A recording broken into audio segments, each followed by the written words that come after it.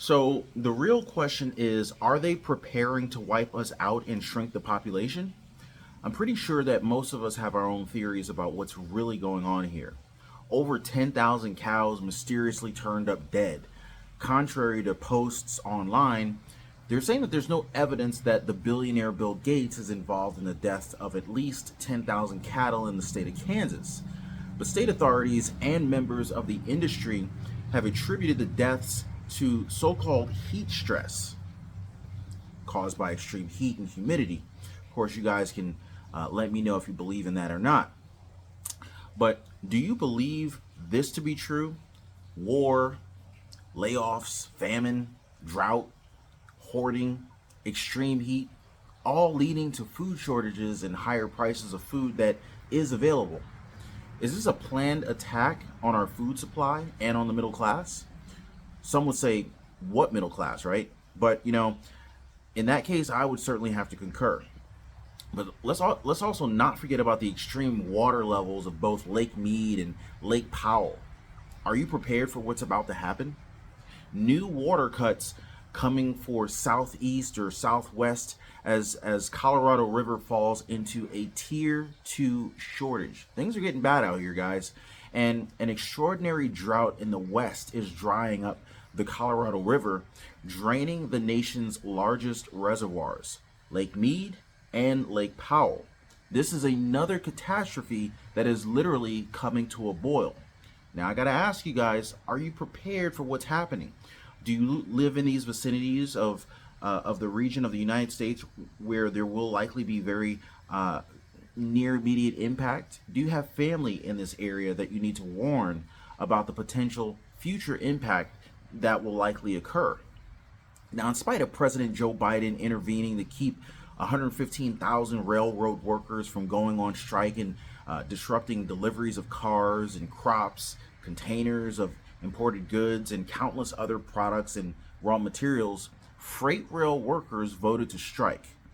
Now, the United States railroad companies like Union Pacific, Warren Buffett's investment, Warren Buffett's Berkshire Hathaway Company, BNSF, CSX, Norfolk Southern, Kansas City Southern Railroad, as well as other railroad companies, could immediately be impacted if a strike begins, and it would ultimately dump heavy burden onto the already labor shortage strained, entrepreneur driven, owner operator trucking industry. Now, we're being told, reports are coming out, that if the railroads suddenly went on strike and just shut everything down, the trucking industry, the truckers that are available, could not support the added load to make up for any type of shortage that the railroad workers could potentially cause as a result of going on strike. Now, goods like coal, construction materials, lumber, auto parts, new cars, wheat, corn, soybeans, canned produce, chicken, animal feed, crude oil, they could definitely or indefinitely be stuck on shipping containers. And this would be catastrophic, you guys. Truckers being sued in the state of California, and port commissioners following a week-long protest of AB5. You've got trucking companies like Swift, JB Hunt, Snyder.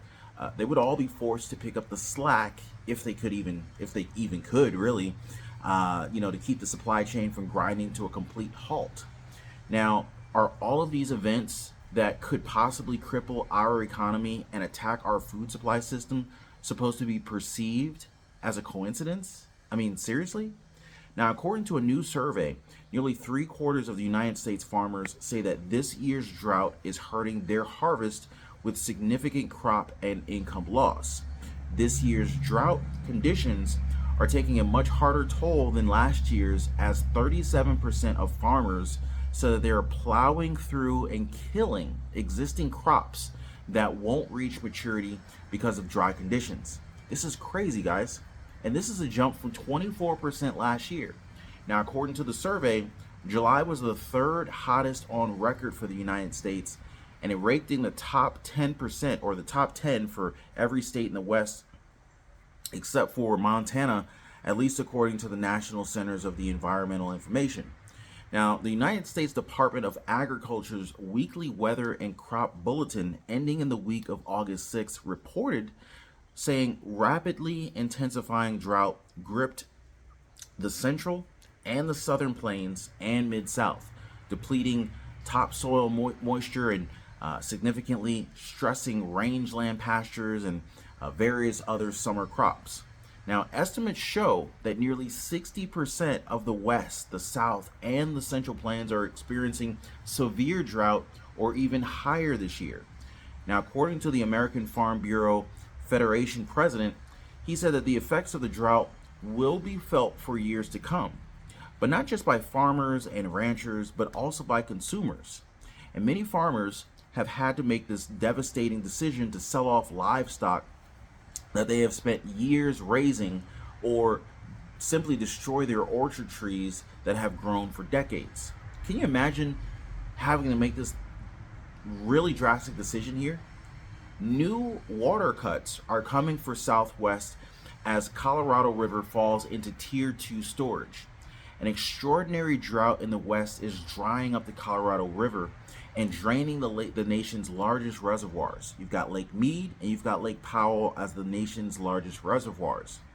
Now, amid this, the overuse of the river and the eradication of the region, the federal government is implementing new mandatory water cuts and asking states to devise a plan to save the river basin.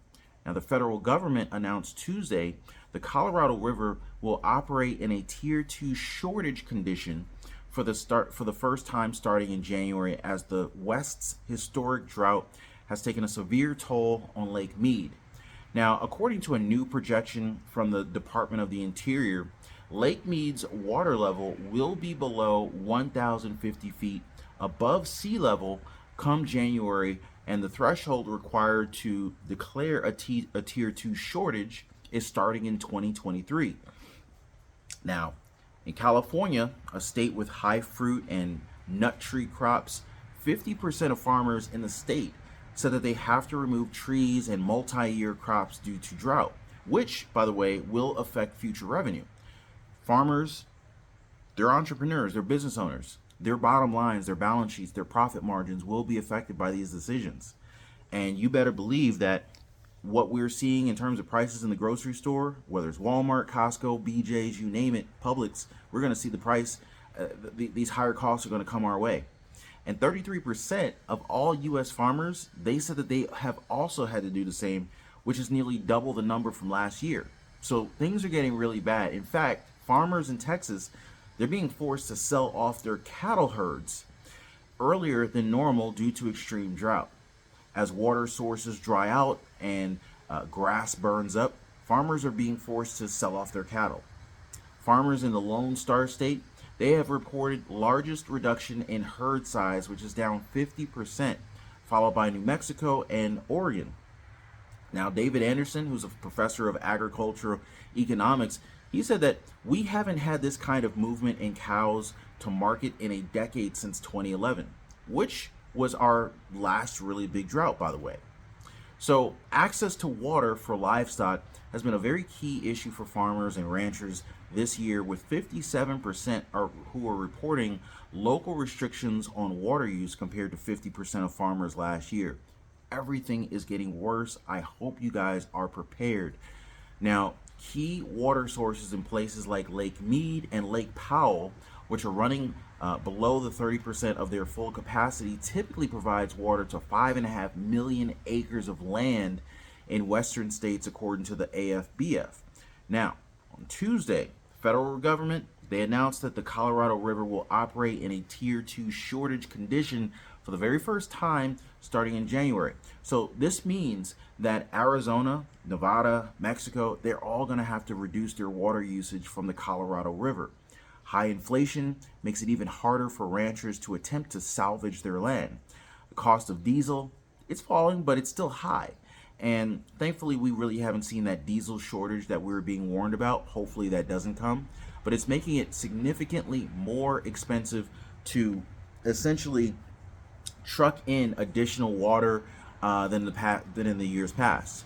Now, the price of fertilizer for grass and crops and feed for animals is also, it's remaining expensive, and we don't see that any of these costs will be going down anytime soon. U.S. consumers can expect to spend more on certain food products because of the drought, at least according to this report that we're reading. Now, for cattle and for beef, once the market processes the excess animals are sent to slaughter and has a smaller breeding herd to operate off of, price increases could more than likely be right around the corner. Fruits, nuts, and vegetables, they're overwhelmingly coming from states with high levels of drought. So, I'm not trying to scare you guys, but I want you guys to be aware of what is coming down the pipeline.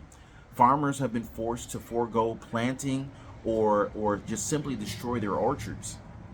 Now, this will likely result in American consumers paying more for these goods and either partially relying on foreign suppliers or shrinking the diversity of the items that they buy in the store. So, for example, you got California. They grow 80% of the world's supply of almonds, limiting other places that U.S. consumers can buy the popular nut from. So, if California doesn't provide or produce enough almonds, we ain't getting no almonds. So say goodbye to almond milk and any other product that we consume, food, that we consume that comes as a result of almonds. So this is going to be huge. A lot of people are lactose intolerant, and maybe they don't, particularly digest soy very well. So a lot of people tend to consume almond milk. It's a huge deal, very huge deal. Anyway, so and shifting, where almonds can grow, it's also not easy. The crop needs a specific climate, needs specific soil. In general, the outlook for the 2022 crop volume is more pessimistic than a month ago and much more than it was 2 months ago. Could drought, low water supply, the removal of orchards, war, layoffs, famine, hoarding, extreme heat all lead to more food shortages, higher prices of food that is available, and potentially wiping out the middle class as we know it? I got a question for you guys. Are you and your family prepared? I hope you are.